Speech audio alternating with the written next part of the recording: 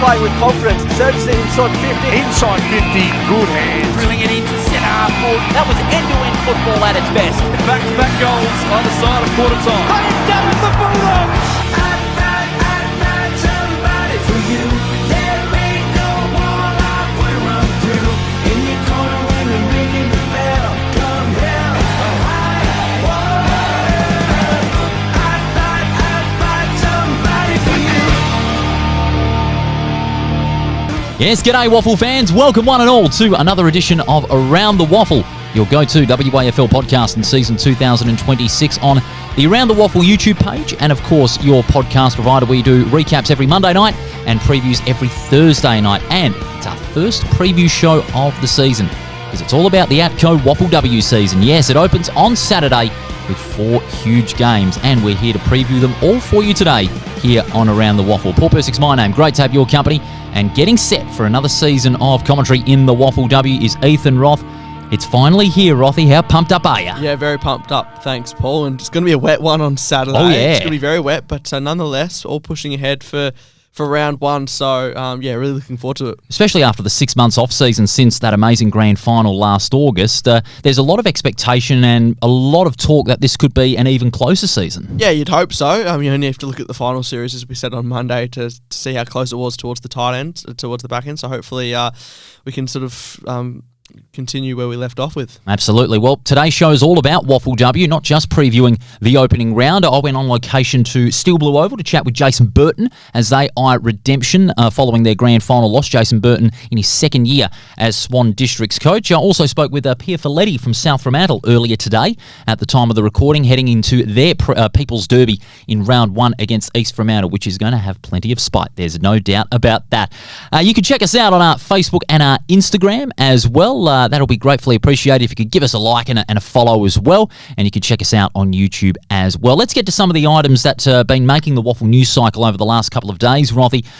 The WAFL season formally launched on Wednesday at Optus Stadium, and even Jared Schofield in the paper today saying it's going to be a lot closer in the WAFL men's as well. Maybe that fight for the 5 could be decided between 7 or 8 teams in the competition. Yeah, and that's what you want, isn't it? You know, you want the finals race up for grabs right until the pointy end. So hopefully that is the case, and I think Jared and the Lions could be in that conversation. They're a rejuvenated side, aren't they? How good was the shot of, as you can see here, all the WAFLW captains holding up the cup along with the 2 umpires above Optus Stadium? They know they're taking the WAFLW competition to a higher level with ATCO backing. Yeah, it's always an exciting time of year, you know, the photo shoots and the like, and the captain's in full force. So obviously a few of those players have tasted success in the past, a few haven't. So yeah, it's going to be really interesting to see. And yeah, I mean, who knows, we'll be holding that cup up come, you know, the back end of August. Absolutely. We can't wait for it, but the road begins on Saturday. On to the men's side of the WAFL. Ross McQueen, of course, his extension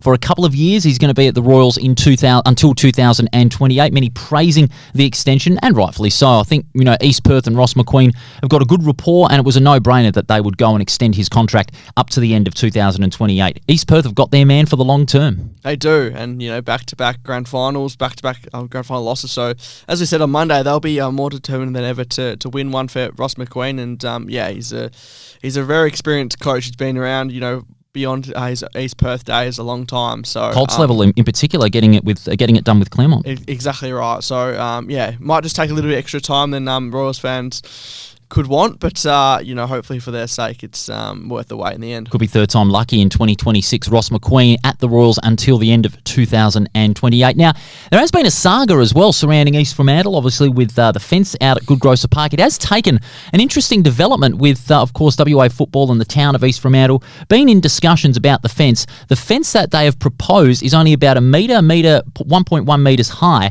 and it could cost around about $316,000. The good thing about this is at least they're putting some sort of plan together, and sooner or later this circus can come to an end and the Sharks can get on with playing footy. Yeah, I mean, I wish it would probably come to an end a long time ago. Yeah. And you know, yeah, obviously, as we say, like, news does the rounds when footy's not on. So yeah, I mean, a lot of people have had their opinions on the fence, and yeah, I mean, I think we just need to get on with it for now. Just get on with it, and you know, if they have to put up a fence for WAFL games, then so be it, because it is a community park at the end of the day. You know, besides being the home of the East Fremantle Football Club, when there's WAFL games not on, Community Park is free there for everybody. There's just got to be some common sense between WA football and the town of East Fremantle. Yeah, there's pros and cons. Like, you can see why, those in favour of no fence, like, obviously does bring more people in, free entry, and they make up sales in other ways through bar and that sort of thing. But then in terms of everyone being on the same page, or WAFL clubs, wanting, having a fence and being implemented, it's you can see it from both ways. But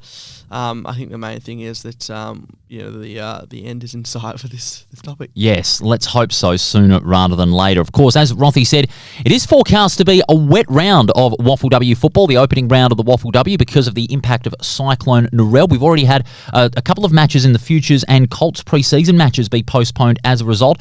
We should largely be okay with all the matches going ahead as proceeded, but credit to WA football. Of course, they've got their lightning policy in effect as well in case that does come about. So hopefully it doesn't have to be enacted, but they've got that thing all set in stone when it does come down. Yeah, it's probably something we're not used to, is it? Late March, early April, sure, winter's coming up, but in terms of lightning and cyclones around one, it's sort of a rarity. Happened obviously in the AFL over on the east coast of Australia, but it's sort of rare for any time of year for cycling, let alone late March. Yeah, plenty of grounds are going to be covered in water and mud, but these players, they're tough as nails. They'll just get on with it, no doubt about that. This is Around the Waffle. Paul Persick and Ethan Roth with you. Our first Thursday preview show on the Around the Waffle YouTube channel in collaboration with the WA Sporting Hub. That is, of course, an amalgamation with Front Row Screens and Associates. We thank them for coming on board.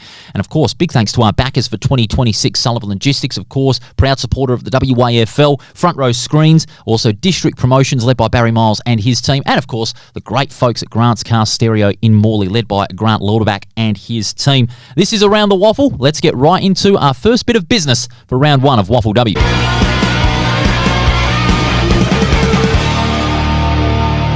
Now, South Fremantle, Rothy, they are going to be under the spotlight with a lot of expectations on them, with plenty of new faces in the side.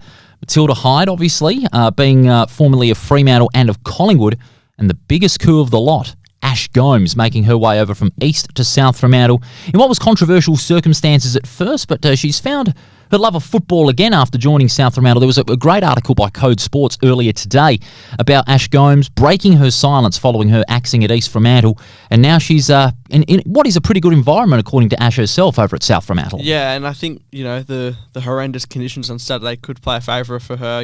A contested type of player, can play on the outside as well, but it could be suited for her very well against her old team. I spoke with Ash's coach, Pia Faletti, who's going into another year as South Fremantle coach, and there's a lot going on over there at South Fremantle. Obviously, the off-season dramas with Ash Gomes' arrival certainly did play a part in just motivating the side a little bit more in 2026 after missing the finals for the last couple of years. I spoke with Pia Faletti a little earlier today before this recording about the season's expectations and the anticipation of what could be a derby full of fight and spite on Saturday afternoon. Coach of South Fremantle, Pia Faletti, joins me here on Around the Waffle. Pia, your side has been geared up for quite a long time for season 2026 with the player moves and changes within the club. How are you feeling about season 2026? Yeah, as always, I'm very optimistic and very excited. Pre-season, no matter how you seem to schedule it, always seems really long. So myself and the players and the rest of the staff are just really keen to get round one underway and our season in motion. You've had two exciting new faces be brought into the South Fremantle side. We'll start off with Michaela Hyde. Of course, AFL experience she's got under her belt at the Dockers and Collingwood. She's got tremendous commitment to the cause when you're looking at her experience and leadership skills. As far as, her role in the side directly, what can she bring to the table with South Fremantle looking to make a massive tilt to the fore? Yeah, obviously Michaela's played a footy across a lot of levels and from a young age. So she's one of those players that has, is still quite young but has a lot of experience, obviously originally coming from WA and playing in our comp.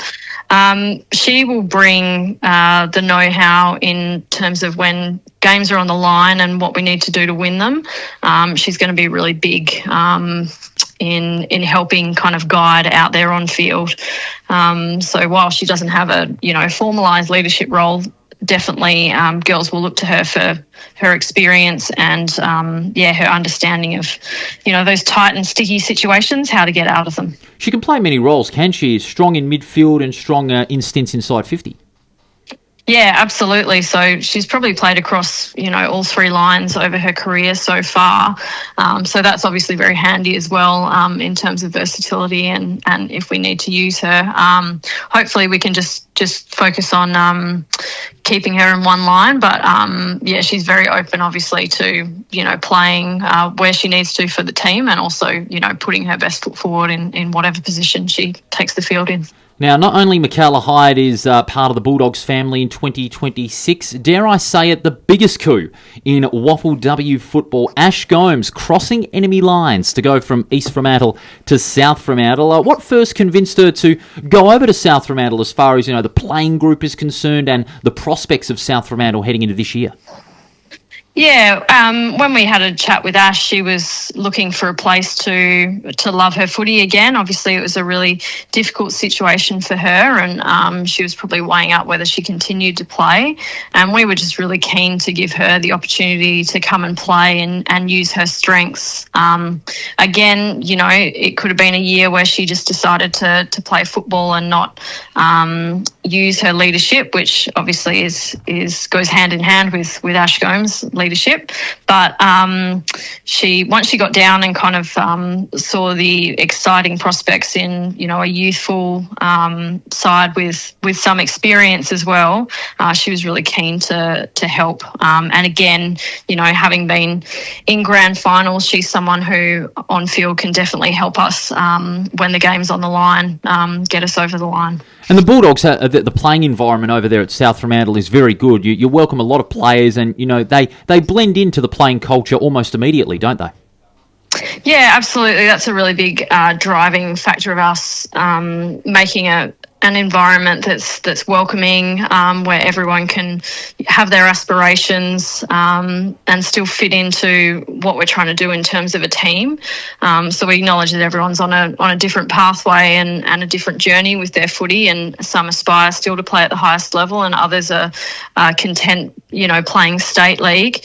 But yeah, we are really keen on embracing everyone's aspirations and finding a home for them at South where they can showcase their strengths. South Fremantle coach Pia Faletti is speaking with me here on Around the WAFL as we look ahead to WAFLW Round 1 of 2026. Speaking of Round 1, it's sort of fitting in a way, isn't it, with all the dramas that have been going on at the two Fremantle clubs, that they should meet in the opening round on Saturday in the People's Derby at Fremantle Community Bank Oval. And considering not just that, but also the forthcoming weather forecast that we've had, a lot of rain, a lot of mud, it's expected to be a heavy grind between the two traditional rivals of WA football. Do you expect it to be one full of feeling with the build-up that's been going on? Yeah, it's hard to eliminate that outside noise completely. And as I said before, our players are just really keen to get on the park and get playing footy. I think the practice match has really lit a fire in them there to lock into round one. Yeah, there'll always be outside noise and emotion. Footy is an emotional game at heart. People really care about results and care about performance. And, that means there probably will be a bit of spice, but we're trying to keep it as business as usual for this week, and then let our footy do the talking on field. It's down to that drive that you mentioned earlier, the drive that you've instilled in your players and they've instilled in themselves in turn, regardless of the noise that's been going on off the field, isn't it? Yeah, absolutely. It's really important, and it's what we're all here for. We're here I'm here to coach footy. The players are here to play footy.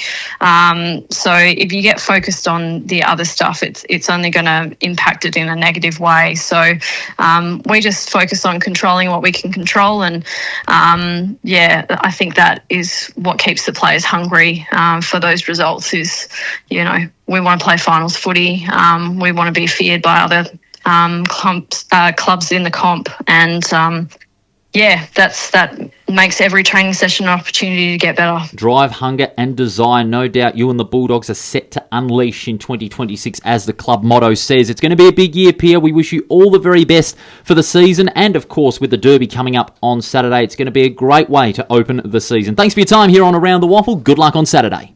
Thanks, Paul. And there it was, Pia Faletti, the coach of South Fremantle, speaks very honestly, as you know, every coach has got to. You know, you've got to be honest and direct from a coach's perspective, because you know you don't want to go into a pre-season keeping everybody guessing. Yeah, and second year in the role, so a bit more better for the run, you'd have to say. And yeah, just a pioneer in terms of what she's been able to do for WA football up until this point. So probably no better leader, especially from a women's perspective, that South Fremantle can follow. And for their sake, I mean, they got they would have circled this date for a long time, the round 1 derby. So here it is finally. I think they circled it the day the fixtures got announced. I reckon South Fremantle, they would have circled March 28, 2026 on the day they got released. We're going to take a quick commercial break here on Around the Waffle. When we do come back, we'll preview all the 4 matches that are coming your way on Saturday for the opening round of the WAFLW season. Stay where you are. More in a moment.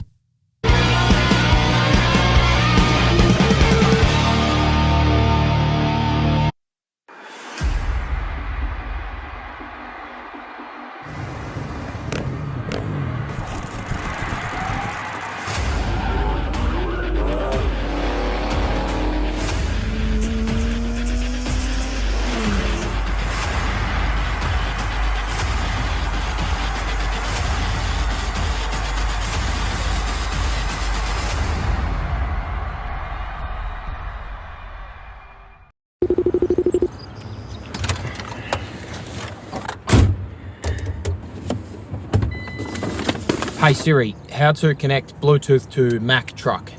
Sullivan 2, what's your position? Just a midfielder, mate. On your left. Oh, come on, get out of the way.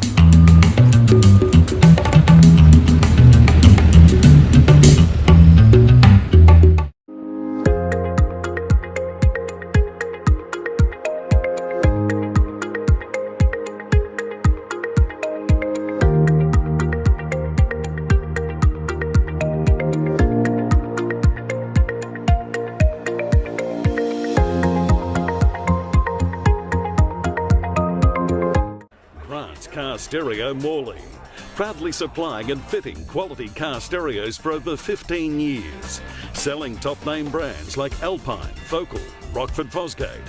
From a simple upgrade to complete custom systems, stop in and see Grant and the boys at 61 Russell Street, Morley, or visit us online at carstereo.com.au.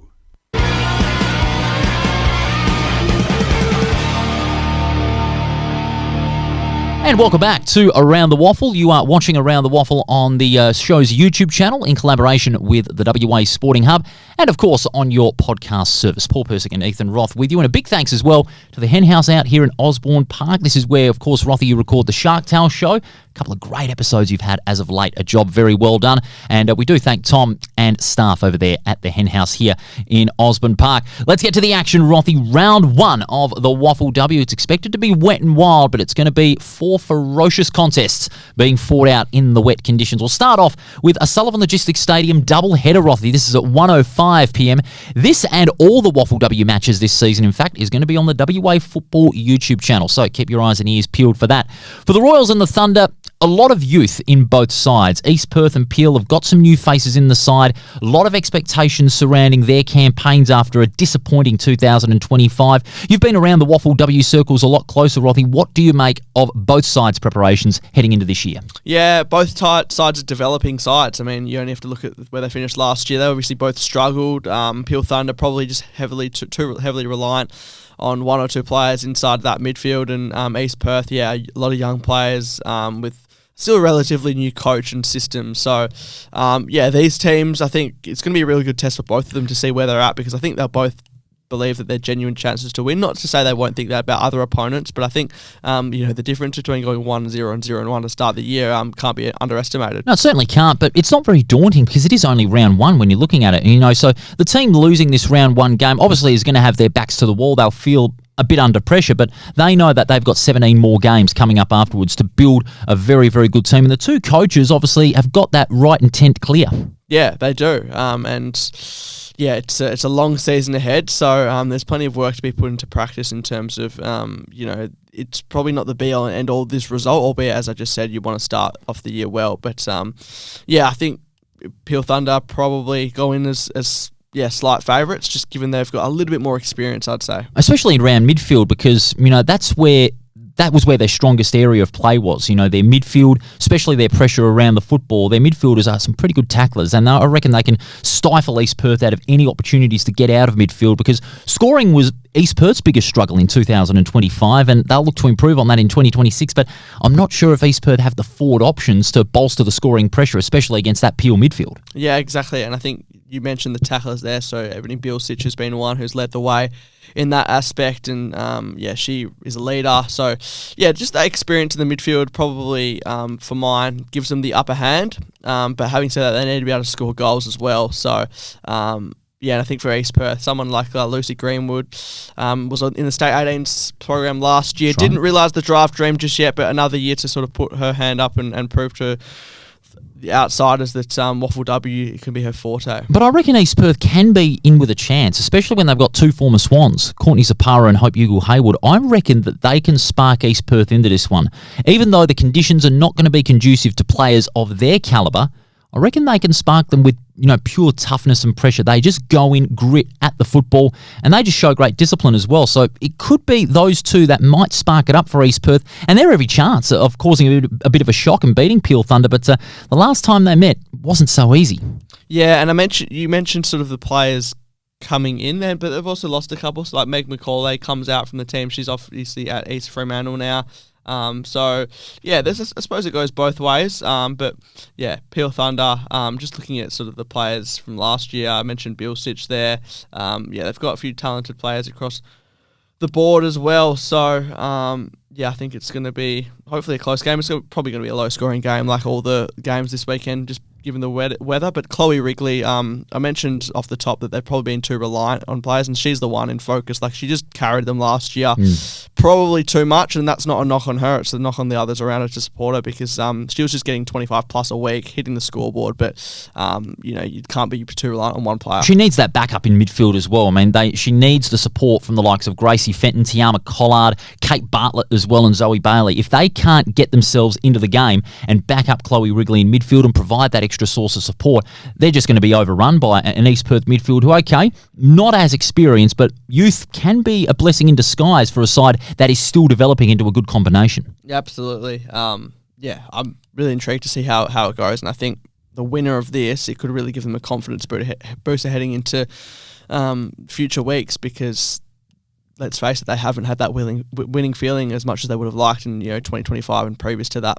Who does win with that in mind? I think Peel Thunder, for those reasons I highlight, just a bit more experience, and I think through that midfield, the likes of Wrigley and Cora, I think they'll get on top. But I think wet weather does funny things, so it's going to be who can adapt as well. But for mine, it's Peel Thunder. That's why I'm going the other way. Wet weather's a great equaliser. I'm going to go East Perth in an early shock, especially with those two ex-Swans. I'm going to have my eyes feasted on them to see what sort of impact in the game they can make. So, East Perth, they deliver an early season shock. It'll do their confidence and the coach's confidence the world of good. Yeah, absolutely. Jess Centenary will be happy with that. But obviously, you got to go out and deliver now. So hopefully for East Perth's fans' sake, they can live up to your call. No doubt about it.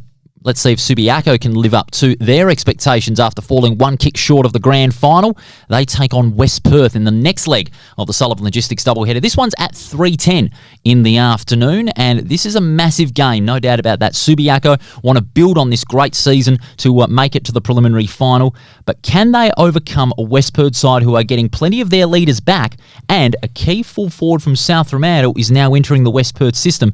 For me, I reckon it's going to be which forward line is the more stable. Subiaco obviously have lost Olivia Wolmerans to the AFLW draft. That leaves them short of one key weapon up forward, while West Perth have gained one themselves in Zoe Huggett. I think it's going to be down to the forward lines in the end. I think that could be the game change, honestly. I mean, Zoe Huggett hasn't made a debut for West Perth yet, but she will. But if she carries even half of the form that she was doing with South Fremantle, then it's going to be a challenge for the Subiaco defence. I think Dana Lee's probably been typically the deepest defender on that last line, so maybe that'll be the role for her on someone like a Hugger, albeit giving away a little bit of height. But it's also the midfield. I mean, the three-headed monster of Petreski, Shepherd, Steen as well. They'll get to work. We know what they'll do. It's just whether they can convert. And I think, as I said on Monday, I think potentially we might realise how good Olivia Wolmerans was for Subiaco And not to say people didn't realise that clearly she went pick 1 in the draft, but I think it's a massive hole. At the other end of the ground, Olivia Crane adds defensive depth. She's not there being drafted to Port Adelaide. So I think it's going to be a test. We talk about experience leading the way. This is the time for Subiaco to showcase that with the State 18s players not as strong as they were carrying the team last year. And those two faces that you mentioned drafted into the AFLW system, but they still carry some great depth, especially in midfield. Petrevsky, the Dara Kerr medalist from last year, she's expected to tear it up, maybe get her another 35 possessions. She gets them every week. Looking forward to seeing how she goes. They've got Charlotte Tompkin, Annabelle Johnson in the side. Ruby Hobbs is going to be playing on that outside wing role as well. If they can get more of the football than West Perth and get that run on from the outset, that could be a key for them over a West Perth side.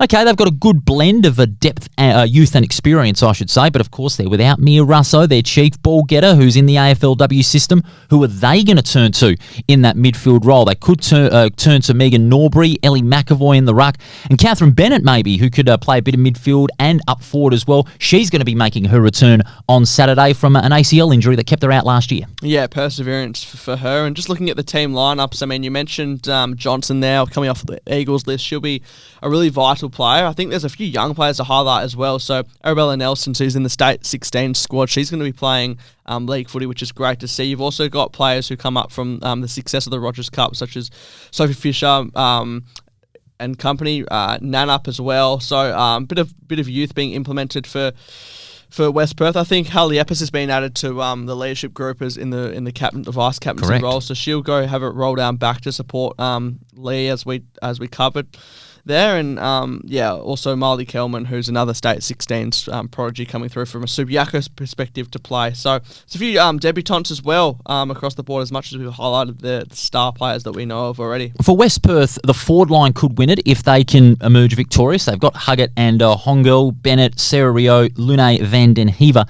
Subiaco, they want to equalise that by containing the possession as much as possible and keep West Perth's forwards out of the game. The wet conditions are going to be a big help, and that's why I've gone with Subiaco. Okay, they're not usually a wet weather side. They rarely play wet weather football, although they didn't in the preliminary final. It was more dry that, caught them off guard, the dry conditions. But if that midfield is going to contain West Perth, they're going to have to keep track of Maya Robus, the number 10 for West Perth, who's playing in the centre. And it's going to be a tough task because last time they met, if you remember, Subiaco went down by 8 points. So they do not want a repeat of that, which was from the last round of the season. Yeah, round 16 at Sullivan Logistics Stadium was a close game, and I'm actually going to go for West Perth. I think they'll cause, you could say, an upset, but I don't think Subiaco are favourites by much. I think they've got just stacked across the board, and Subiaco as well. But I just don't think Subiaco have much forward line options. Like you mentioned, Huggett, we mentioned Bennett, but they've also got the two Van den Heevers as well, who can rotate between them. So. I guess for their sake, they want dry weather footy. But I think when the push comes to shove, I think West Perth can probably capitalise on the scoreboard, not through just one or two options, but upwards of 4 or 5. Would you say in the wet conditions that they're a more mobile side compared to Subiaco? I guess we have to wait and see. They probably have a bit more key position depth. So with that, maybe that frees Subiaco up a bit.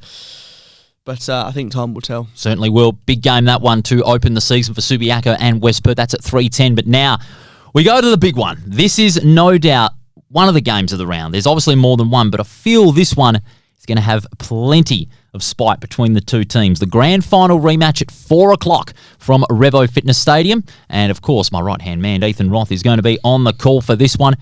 This is going to be a grand final rematch for the ages. The wet conditions are obviously going to play a great leveller. Claremont looking for a hat-trick this year. Swan Districts eyeing off the mission of redemption under Jason Burton. This game is going to be one that's going to be on a tightrope all afternoon.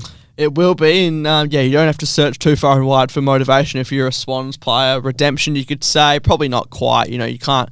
I don't fully buy into that because what's happened, and this is a new season, albeit respecting the rivalry and what did take place in a 1-point thriller. But yeah, obviously premiership players across the board and players who won't be there, obviously through AFLW being drafted. But Kate Orme being one of them. Yeah, absolutely. And like Sakaris Daddario being picked up. So there'll be changes for either side. But I think expect this one to sort of continue where it left off. It certainly will. Don't expect anything less than maximum intensity, which is what we saw on Grand Final Day last August. But it's going to be played in somewhat similar conditions, not to the extent of what it's going to be on Saturday, because it was pretty wet out at Mineral Resources Park on Grand Final Day last August. Rain's going to be a little bit heavier. The ground's going to be a little bit slippery. It won't be conducive to high-scoring footy, but it will be to high-possession footy, and it's going to be who capitalises on that high-possession game the better. And the Swans and Claremont both are star-studded. But, Claremont Harkin leading that midfield brigade for Swan Districts.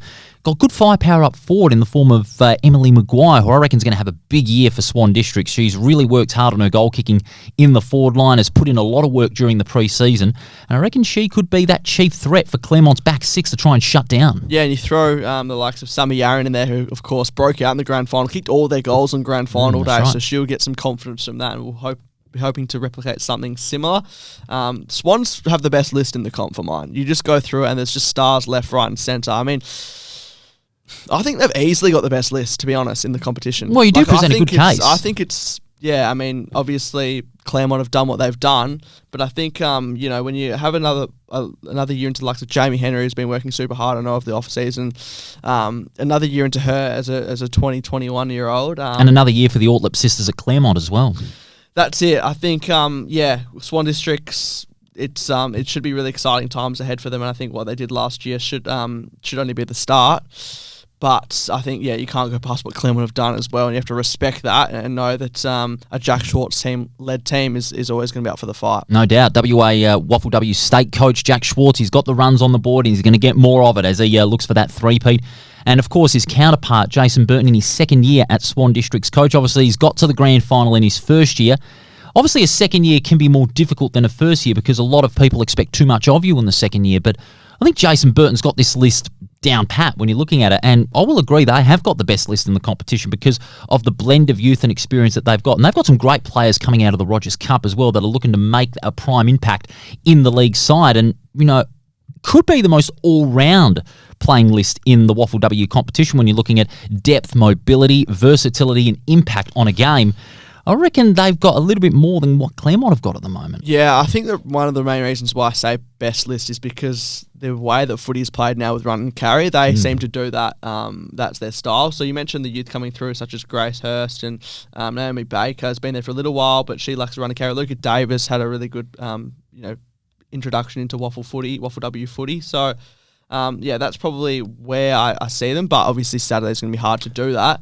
So they'll have to adapt. Yeah, run and carry is going to be thrown out the window with the wet conditions, and it's all going to be down to rather a physically grinding game. And I say physically grinding by there's going to be a lot of tackles, there's going to be a lot of stoppage heavy football, but it's going to be who finds that space inside that forward 50 whenever they get the ball out of the congestion and find that scoreboard pressure. And with that, I've gone Swan Districts. I feel the Swans, with their all-round playing group, I reckon they can get the better of the Tigers, even in the wet conditions. And the Tigers, they will match them. They match them in every department, sometimes more. But I've gone the Swans. I reckon they've got that extra fire in the belly to try and avenge that grand final defeat. So I'm going with the Swans. For all the points I raised with Swan Districts, I'm actually going to go Claremont. I think at home, they're very tough to beat, of course. Absolutely. And I think, great things to come for Swan Districts. But I think the slog of the game, the nature of the game will probably suit Claremont, although I think Jamie Henry will get to work still and have high numbers, and that'll lead the way. But I'm going to say Claremont in a close one. We've gone three different. We couldn't have been any more different to start the season, but good luck with the call nonetheless. That's going to be live on the WA Football YouTube channel from around about 4 o'clock, so you don't want to miss it, and you don't want to miss this one either. Rothy, in the time that we've been covering WAFLW and the time the modern format of the WAFLW competition has been around, I don't think I can recall a Fremantle Derby or People's Derby as spiteful as what this one is going to be, as anticipated as what this one is going to be. Saturday, 4:25 at Fremantle Oval, live on YouTube. South Fremantle taking on East Fremantle. Dean Eames at East Fremantle in his first game as coach, up against Pia Faletti in her second year as Bulldog coach. And with Ash Gomes crossing enemy lines to go from east to south, there's going to be plenty of feeling at Freo Oval on Saturday. This has got grudge match written all over it, and it probably did the moment the fixtures were released. Obviously Entwistle and Evans going over to to the enemy territory as well. So, yeah, I mean, you say it's going to be spiteful, and we say that with casting our mind back 12 months ago where Zoe Huggett, obviously she's moved on now, but keep the winning goal and a tremendous comeback in their first win in a couple of years in a derby. So they've got a bit to live up to in terms of backing that up with a round one derby year to follow. But nonetheless, new season and East Fremantle, there's been so much change there. I mean, I think, yeah, their list, you look at it and the amount of players that are sort of 20 or under, I mean, they're averaging... I spoke to Dave Eames the other day, and you know, it's almost like a Rogers Cup team. Obviously, they've got, you know, a bit of experience, and they play better than that. But the youth is hard to miss. It's the youngest side in the competition, along with Swan Districts, believe it or not. And when you're looking at the players that have been brought in from the Rogers Cup, it's really a who's who. And that's the great unknown about this East Fremantle side. You never know what they're going to bring up. David Eames did say on radio earlier today, before this recording, that with the youth that's being brought in, they're going to play a more fast, attacking, pace-orientated brand of football because, you know, the youth in that side, they've got the greater durability of in the legs compared to the more experienced players in that side, because these days in football, whether it's played in wet or dry conditions, it's the durability of the legs that keeps the player going for 4 quarters. And who knows, maybe the youth in that side could be a blessing in disguise against the more experienced South Fremantle side. Yeah, in many ways, like they have a free run at it. I know that sounds a weird thing to say, but they can just go out there and see what they're made of, really. I mean, I don't think there's too much expectation of East Fremantle this year. Nothing to lose. So, yeah, they can just go out there and have a bit of fun. So, yeah, and Dave Ames has expressed, like, he's very skills-based. He's very, you know, fundamentals-based as well. So, hopefully we'll be able to see that in action, maybe not the first week in entirety because of the conditions, but in the future weeks. Absolutely. The dry conditions obviously will give East Fremantle a greater idea of what sort of game plan they're going to go with, but this is going to be a real test, and no bigger test, not just against their rivals, but obviously the heavy rain and storms that are being forecast. So it's going to be wet weather footy all over, as we have discussed repeatedly in the 3 games previously that we've previewed here on Around the Waffle. Just on the South Fremantle faces that have come into the side, obviously Entwistle, state representative a couple of years ago, Michaela Tuakarena, 17 games of AFLW with the Dockers. She's taken a year off due to pregnancy, given birth to a child, and she's back on the field ready to go. And of course, Michaela Hyde from Collingwood via Fremantle, 40 games of AFLW experience. So it's great that the experience that they've got in, but it's going to be about how you dish up those first results in the first month that'll determine where you're going to be. And this is no greater test.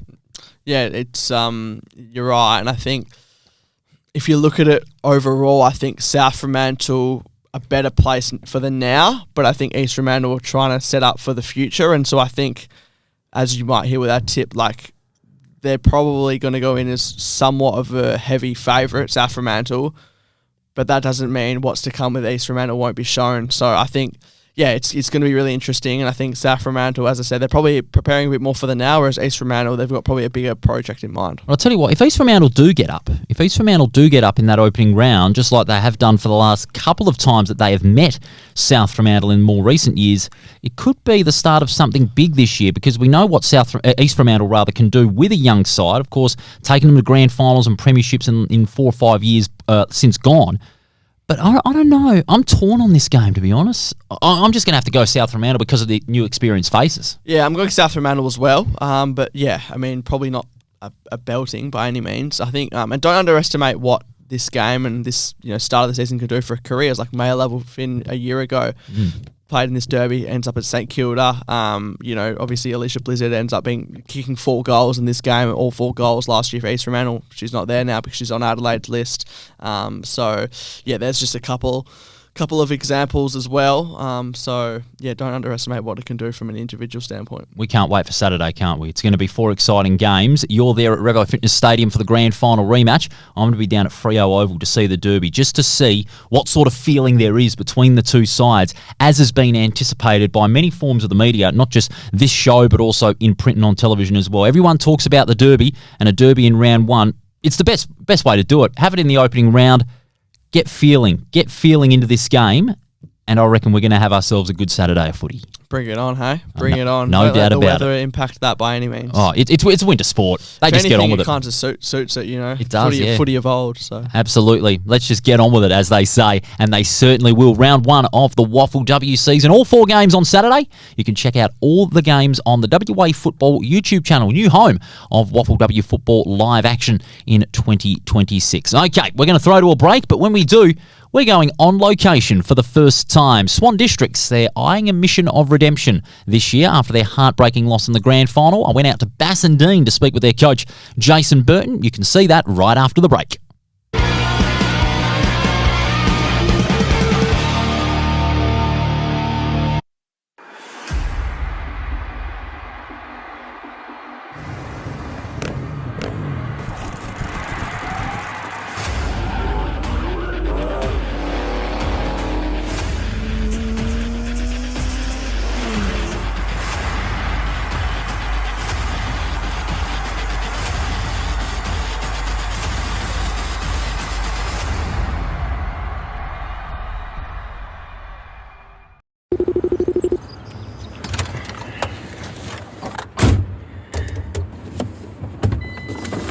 Hey Siri, how to connect Bluetooth to Mac truck?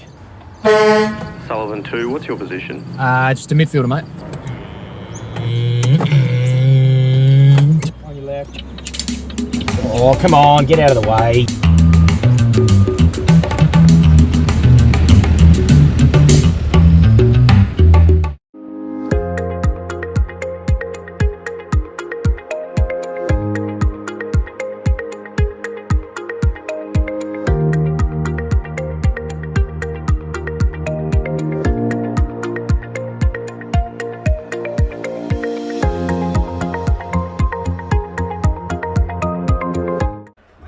Car Stereo Morley, proudly supplying and fitting quality car stereos for over 15 years, selling top name brands like Alpine, Focal, Rockford Fosgate. From a simple upgrade to complete custom systems, stop in and see Grant and the boys at 61 Russell Street, Morley, or visit us online at carstereo.com.au.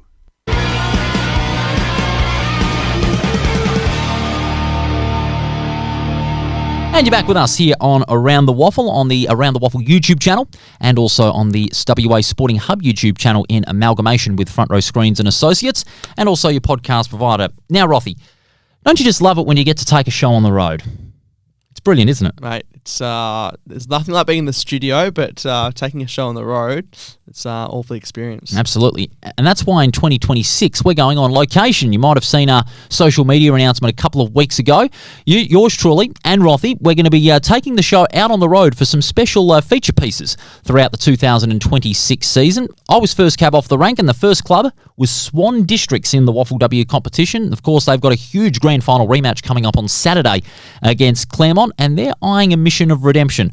While not denying that the grand final loss disappointed the Swans as a whole, their resolve just keeps on growing, as is demonstrated when I spoke with coach Jason Burton during the week as they got into their pre-season training and their final preparations for the big one on Saturday. This is Around the Waffle on location with Swan Districts.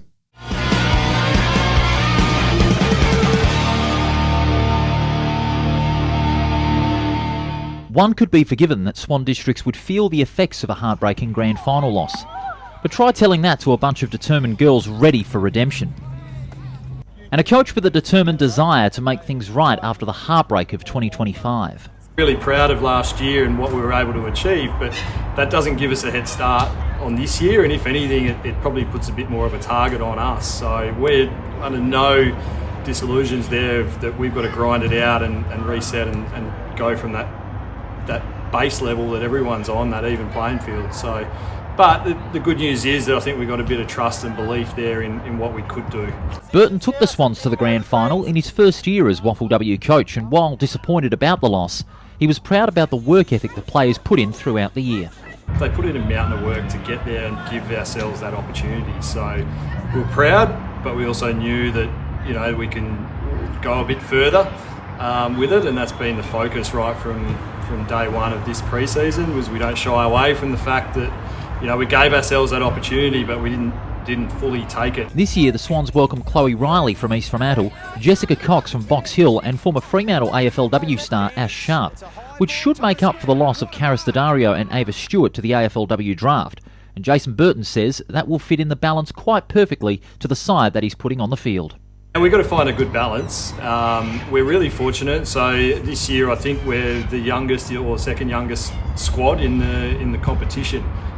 So we're not afraid to throw younger players in there. And if you actually look back over the last 3 or 4 years, that's where we've been building to this point. With great pressure to make a grand final comes great resolve. These Swans have it in spades in their chase for the premiership.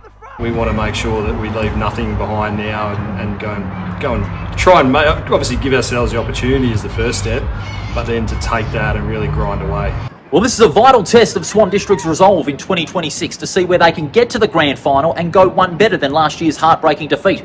And that test begins, somewhat fittingly, on Saturday at Revo Fitness Stadium when they take on the reigning premiers Claremont.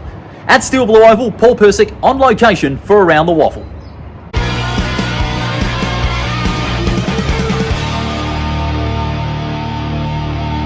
So there you go. Jason Burton, he's determined. He wants to put things right. Yeah, he does. And, it's an interesting one. Obviously acknowledging the grand final, but then moving on as well. And I think, there's probably no more team eager for the season to start than the Mighty Black Ducks. Absolutely. Of course, they've got a big grand final rematch. You can check it out on YouTube on Saturday from about 4 o'clock.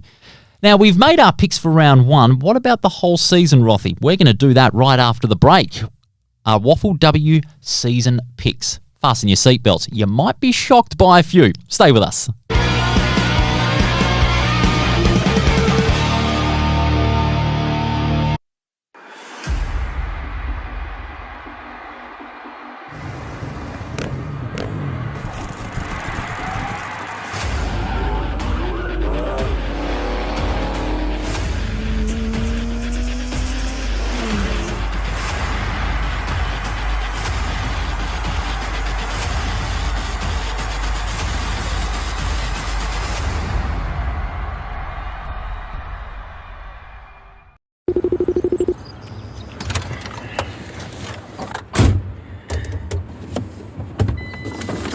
Hey Siri, how to connect Bluetooth to Mac truck?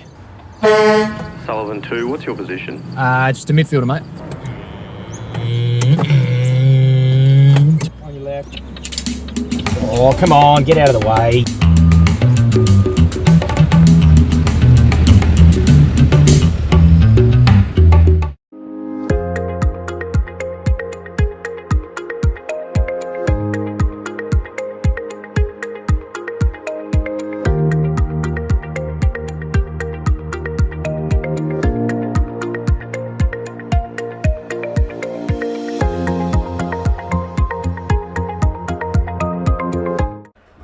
Car Stereo Morley, proudly supplying and fitting quality car stereos for over 15 years, selling top name brands like Alpine, Focal, Rockford Fosgate. From a simple upgrade to complete custom systems, stop in and see Grant and the boys at 61 Russell Street, Morley, or visit us online at carstereo.com.au.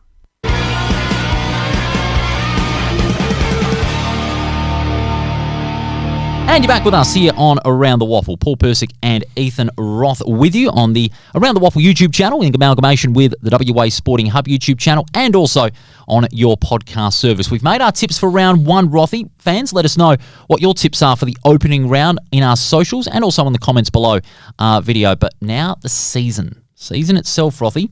I'm going to let you go first to make your picks for 2026. So the hot seat is on you. Give us some indication of where the ladder is going to be, your premiers, grand finalists, Dara Kerr medalists, and leading goal kicker. Fire away. Okay, so, as I said earlier in the show, I think Swan Districts have the best list in the comp. So they're, for mine, going to win the minor premiership. But I think Claremont will be right on their heels as well. I think, when it comes to the bottom teams in the finals, and I think West Perth will be in there. I think Subiaco might slide in, but also Perth. I think Perth might just miss out. Well, I've got some good recruits as well. Might just miss out, but I think don't be surprised if they make a finals appearance. So for mine, coming out of the finals, I think East Fremantle, obviously they got knocked out first round of the finals last year, but I think they'll slide. And I think, South Fremantle might be another one, sort of similar mark to where they were last year. I still think, Peel rather and East Perth have some work to do, but it's obviously we're only experts until we see some evidence. Absolutely. And what about your grand finalists, your premiers, your Dara Kerr medalists, and your leading goal kicker for the season? Yep. So as I said, I think Swans and Claremont, I think will be a rematch, but I think Swans will get the redemption on them. So there's one for you. I think from a Dara Kerr medal point, Isabella Shannon for mine. She was up there last year in a team that won 3 games, albeit in their first season, which had never been done before. I think she's an absolute ball magnet, and maybe she'll get some votes stolen off her, but I think if she's at her best, she's their best player. So she's my Dara Kerr medal winner, and I think someone who was up there and maybe would have won it last year if she didn't miss out on some games last year. At a new club, Zoe Huggett for the leading goal kicker for mine. I think neck and neck with Taylor Edwards maybe again, but I think being that main focal point up forward for West Perth for Zoe Huggett will really do dividends. She wants to escape that injury curse. Obviously, she had an interrupted season last year and wants to make a big impact at a new club at West Perth, and I reckon her being put at the focal point in that forward line is going to do her the world of good. She's going to play her role with great gusto. Okay, I'm just going to warn you right now, some of my picks are going to shock you. Starting off with the ladder, Swan Districts will top it, and I will agree they've got the best list in the competition. And Subiaco have got one of them as well. So that's my top 2, South Fremantle and West Perth making the 4. I've got Claremont missing it. Jack Schwartz is going to be after me. Why? Well, think about it. Okay, they've got a very good side, but how much success fuel can you truly keep chasing? When you think about it, you've been in grand finals 4 of the last 5 years. You've won 3 premierships in the last 4. You're looking for a hat-trick. But also think about this. The competition's starting to tighten up when you think about it. West Perth, South Fremantle have recruited well. So too have Subiaco and Swan Districts. And maybe the close knit of the competition could see them the unlucky ones to miss out. Could be. I'm happy to be proven wrong, as I was last year in the final series. Perth won't be too far behind either. I've got them finishing in 6th. But I reckon they'll have more than 3 wins. East Fremantle, and I will, concur with you, they'll be the biggest sliders of the year. They've got a young side, almost like a Rogers Cup side when you think about it. And, you made a good point about so many 20, 21-year-olds being in that side. I reckon it's going to be a retransformation, so to speak, of their side this year. And then Peel Thunder and East Perth making up the bottom part of the ladder. I've got Subiaco winning the flag. I reckon with their preliminary final loss, that's going to instill a little bit more hunger in them. Baker Denneman is a hell of a coach. He can really galvanise them into a winning combination. And I've got them playing off in the grand final against Swan Districts, and the Lions will win it. For the Dara Kerr medal, I reckon it's going to be a tie. Petrevsky is going to go back-to-back. I mean, I can't go past her. She's the best midfielder in the competition. She gets 30, 35 possessions on average every week. And Isabella Shannon from Perth, she was right up there in the count last year. She was Perth's best in an expansion side that won 3 games, the best expansion season by any team in the WAFLW competition. I reckon she's going to be the barometer of that Perth side that could almost steal them to the finals. And Emily Maguire from Swan Districts, I reckon she's going to be the leading goal kicker of the season. So what about those, Rothy? I know you're shocked at one of them in particular. You've got the crazy eyes almost on me. Claremont one is really interesting because they haven't lost anyone to the draft. Juliet Kelly was very unlucky not to get picked up, Ellie Gilby, but I think they're going to be better for the run WAFLW wise. And I understand what you're saying about how long can you keep winning. I think it's more than that. I think it's a culture of knowing how to win and doing that. So I think, yes, absolutely, I can see where you're coming from in terms of how long can you keep going. And by no means do I think they're going to go undefeated. I haven't even tipped them for the premiership, tipped them for the grand final. But you did tip them undefeated last year, and thank golly you haven't done the same thing this year. Yeah, I haven't done it this year. They are human after all. Yes, that is true. No team is invincible in the competition, but we'll have to wait and see. What do you think? What do you think is going to happen in the WAFLW season coming up? Let us know. That does it for today's show, Rothy. WAFLW is among us. Saturday is going to be one hell of a day. You can feel it in your bones, can you? Yeah, well, good luck to all the teams out there in the weather. But we'll have plenty of talking points on Monday, and then we'll also have the WAFL to preview. But for now, it's the WAFLW that takes centre stage. And for those that are heading to the games, stay safe out there. Make sure you do brave the conditions. It's going to be a wet and wild Saturday of WAFLW football. And if you miss out on any of the live games or the live broadcasts, don't fret. Thanks to District Promotions, we're going to bring you the Saturday scoreboard every week across the WAFL and WAFLW seasons. Updates on the scores at the end of the match. And, of course, we'll have a full breakdown of the matches on Monday in our recap show. Rothy, have a great call. That's on Saturday in the grand final rematch. I'll see you on Monday. Thanks, Paul. See you then. Fans, we thank you for your company on this Thursday preview show, the first of season 2026 on the Around the Waffle YouTube channel in collaboration with the WA Sporting Hub and, of course, on your podcast provider. You can check us out on our socials, Facebook and Instagram. Have yourselves a great Saturday at the footy. We'll see you on Monday.